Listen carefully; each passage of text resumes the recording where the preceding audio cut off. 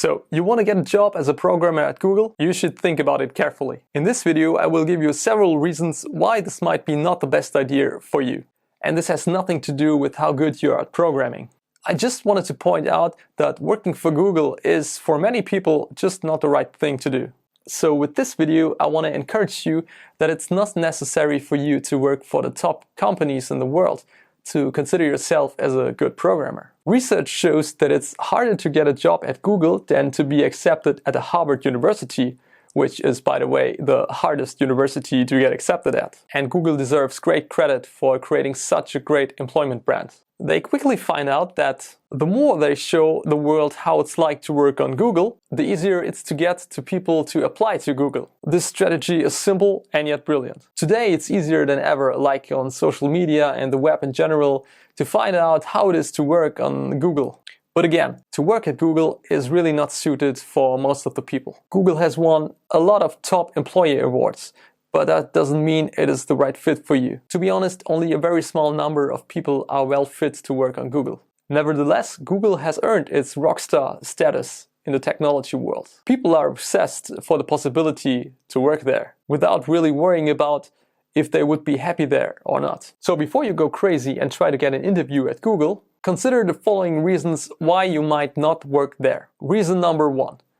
The interview process is long and hard, and most likely you will get rejected. Most applicants who get invited will spend 4 to 6 weeks in the interview process.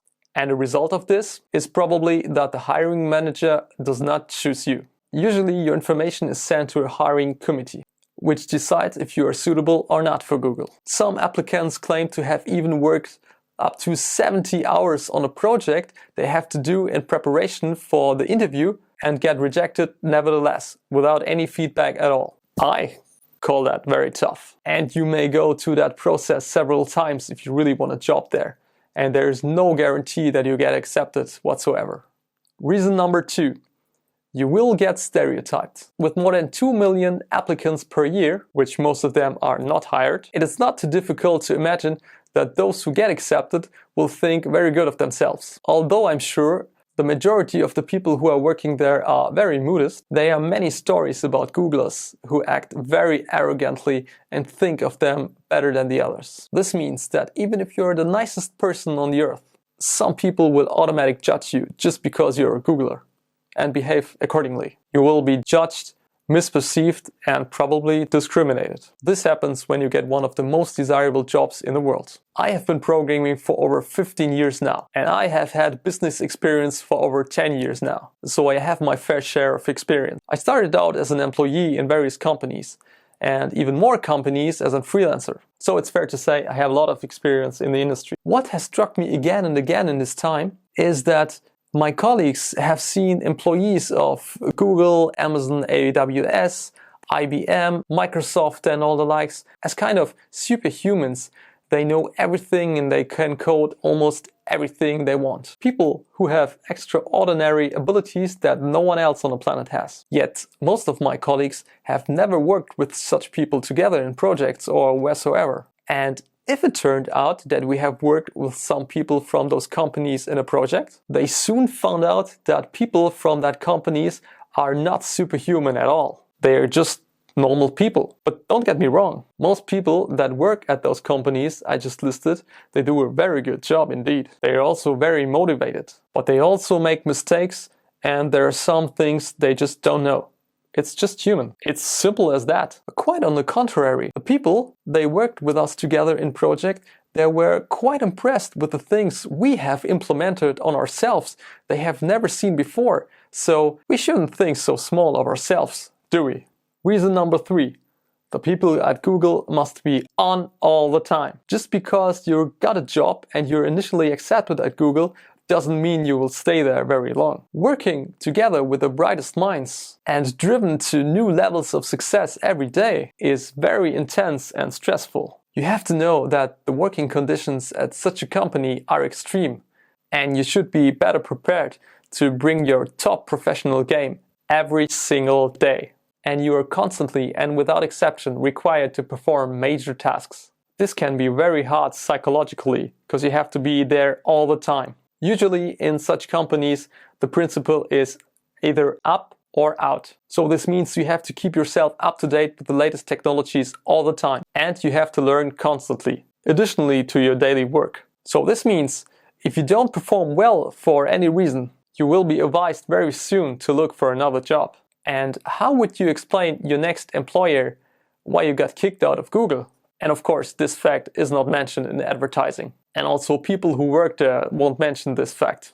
It can be a big disadvantage for you if you can't cope with it. And usually this is okay, because as a Googler in a company, you only want to present your company from the best side. But this should be a reminder for me, just look at both sides of the coin. Reason number 4. All future job searches will be harder. Yes, you heard right, harder.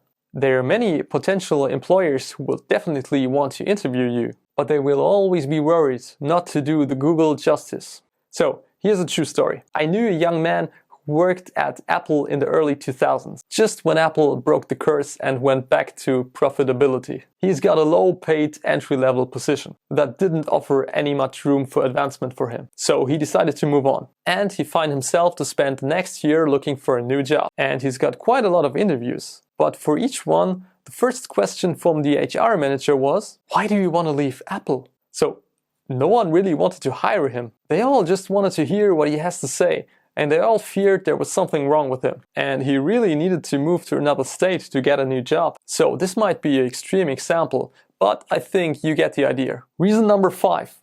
You will set yourself an expectation limit that you will probably never be reached again. Once you get a job with a company like Google, you can pretty much forget ever finding a work experience like that in the future. The benefits and perks, etc., they set a new standard for every other work environment you will work again. And this will be very hard to beat. It's like in professional sports. Once you have been appointed to the big leagues, you want to never leave those big leagues and play in the lower leagues again. Have you ever heard of the hedonic treadmill? Well, it's something like that. You have experienced something that was really great, and this is kind of the new standard that will probably be never beaten again. Reason number 6.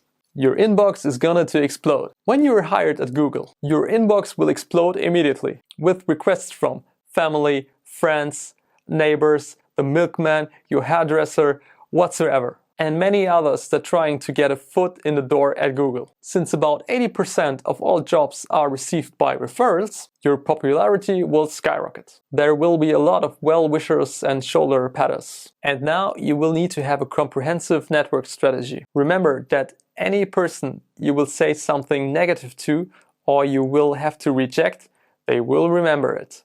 And this can be very hard. So better be prepared that you won't make friends in the process. So that's it for today. These were my reasons why you should be very careful if you really want to work at Google. If you like this video, be sure to like and subscribe, hit the bell, and we see you in the next one.